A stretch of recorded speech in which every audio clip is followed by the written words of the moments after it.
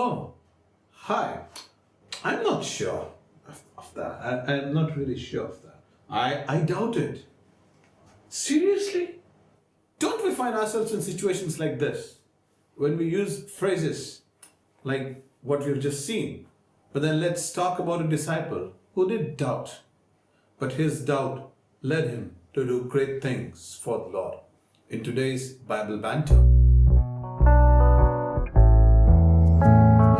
Hi, welcome to today's Bible Banter. Today we are going to talk about a disciple who is known in Bible as Doubting Thomas. Now, interestingly, when we look at this character of Thomas, he is not one of those characters again who is discussed in Bible at length. Now, he appears in Bible in just eight incidences.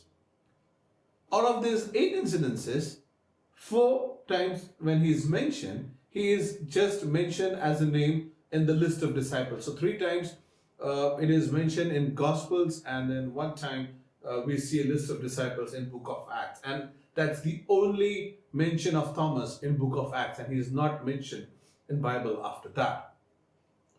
Apart from these four references, we also see Thomas uh, in few or four other places. One of the incidences where Thomas is mentioned is when Jesus and his disciples were discussing about going back to Judea after Jesus heard that his friend Lazarus died. The next time Thomas is mentioned is when Jesus is talking about going to Father, and then Thomas raised a question, and to his question Jesus answered, and that's where Thomas is mentioned. The last prominent mention of Thomas, we see when Thomas was on the boat with Peter when they were asked to wait for Holy Spirit to come. So he was among those six people who were on the boat trying to catch the fish. But then Thomas was just playing a role there, and nothing much is seen about Thomas there. Apart from these three incidences, Thomas is also seen in a well known incident about him, and that is when he doubts about the resurrection of Christ.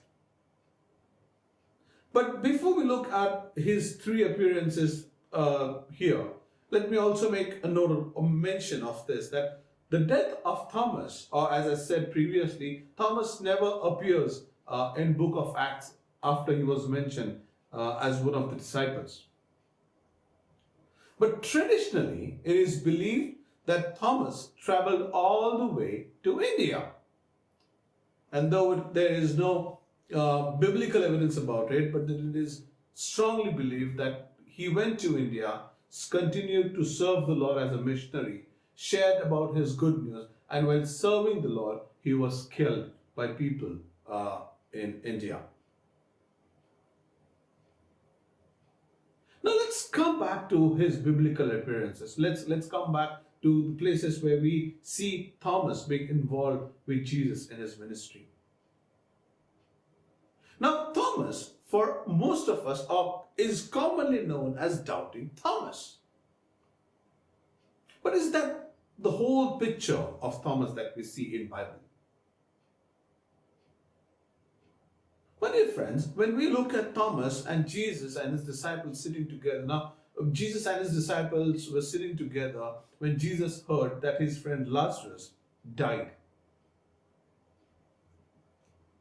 And when they heard this news, there was a discussion, or there was a debate that was happening. Should we go back or should we just stay here? Because last time when Jesus had gone to Judea before this incident, people rejected him.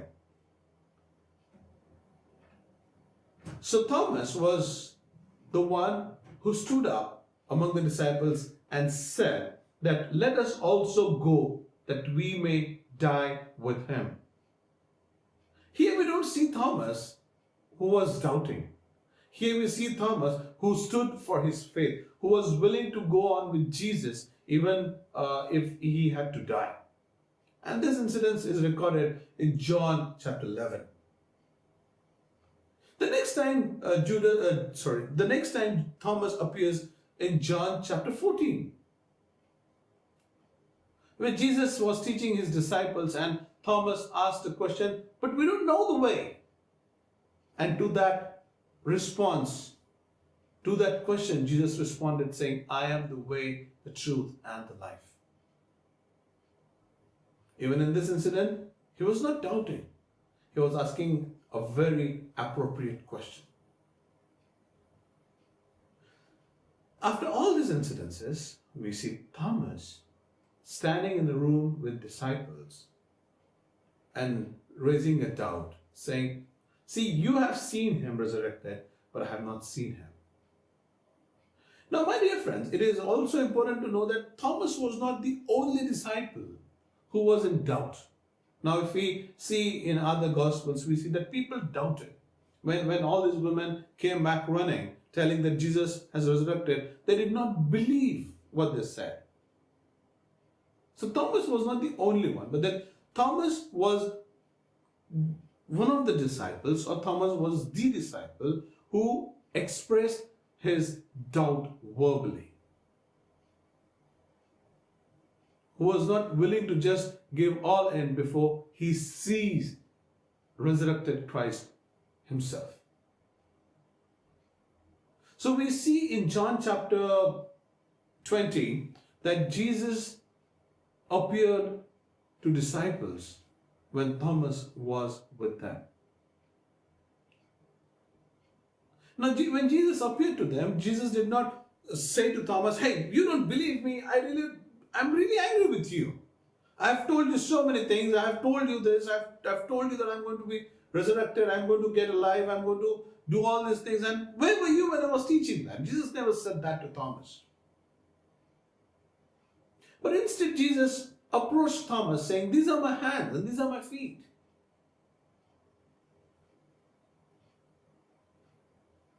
And at that instance, when Thomas himself saw Jesus standing in front of him, he believed that Jesus is resurrected.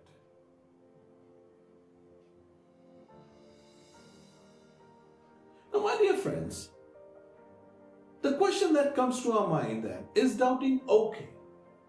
Is it okay if I doubt? Is it okay if I doubt about the faith that I have in Jesus? Is it okay if I doubt, or if I raise a doubt about the teachings that I see about Jesus?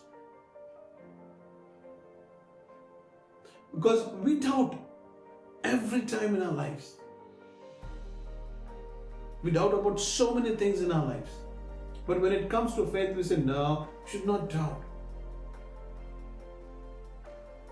But that's the human nature. We all doubt at times. But what is not okay is just taking that doubt and keeping it in our life and not doing anything about it. Thomas did not doubt, and he did not just hold on to his doubt saying, oh, I have not seen, so I don't want to do anything about it. That's fine. We don't know during the week that had gone between Jesus' appearances and Thomas first expressed his doubt. He might have spoken with his disciples. They might have had any interactions. But then Jesus appeared because he wanted Thomas to believe. And my dear friends, when we find ourselves in the places where we doubt about Jesus, when we doubt about his teachings, I think that's the way for us. Not to just sit there with our doubt, but then to express our doubts, to let Jesus know the doubts that we have.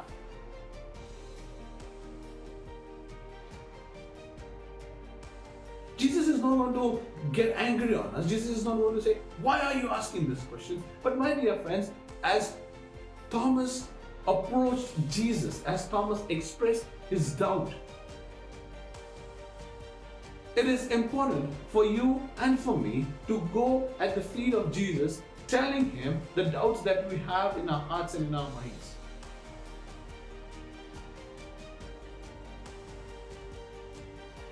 My dear friends, when in doubt, pray about it. My dear friends, when in doubt, read his word.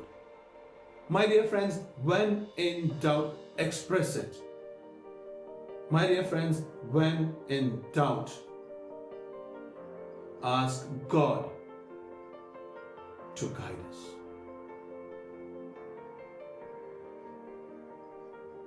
My dear friends, Thomas had a doubt, but he expressed, looked for an answer.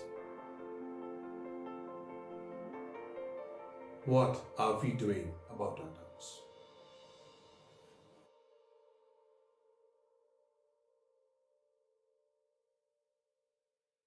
Trivia time. Last time we asked you two questions. When did the Passover celebration begin? And the second question was, after the resurrection of Christ, to how many people did Jesus appear? Now, the celebration of Passover began when people of Israel were slaves in the land of Egypt. And that was the last and 10th plague that God had brought over people of Egypt. Now, it was told to the people of Israel to put a mark with the blood of lamb on the doorsteps, so that when angel of the Lord comes, he will pass over their house without harming anybody in the household. And that's where the term passed over comes, because angel passed over their houses when he saw the mark of lamb's blood. Second question. After the resurrection, Jesus Christ appeared to more than 500 people. Now, the number 500 is mentioned in book of Corinthians. Now, most probably you will have a list here. You can pause the video at this time if you want to go through this list. But then Jesus appeared to more than 500 people after his resurrection and before he was taken into heaven again. Questions for this week. To whom did Christ say, "Upon this rock I will build my church"? To whom did Christ say, "Upon this rock I will build my church"? Second question. Who was chosen as the 12th disciple to fill in the place of Judas? That brings us to the end of our video. I hope this video has been a source of blessing to you. If you have been blessed by this video, please do share this video with your friends and also share the blessings that you receive with your friends. Please do subscribe to our channel. Please do leave your comments and your feedback so that we would know in what way we can improve and continue to grow together in the Lord. Be safe. Have a blessed week.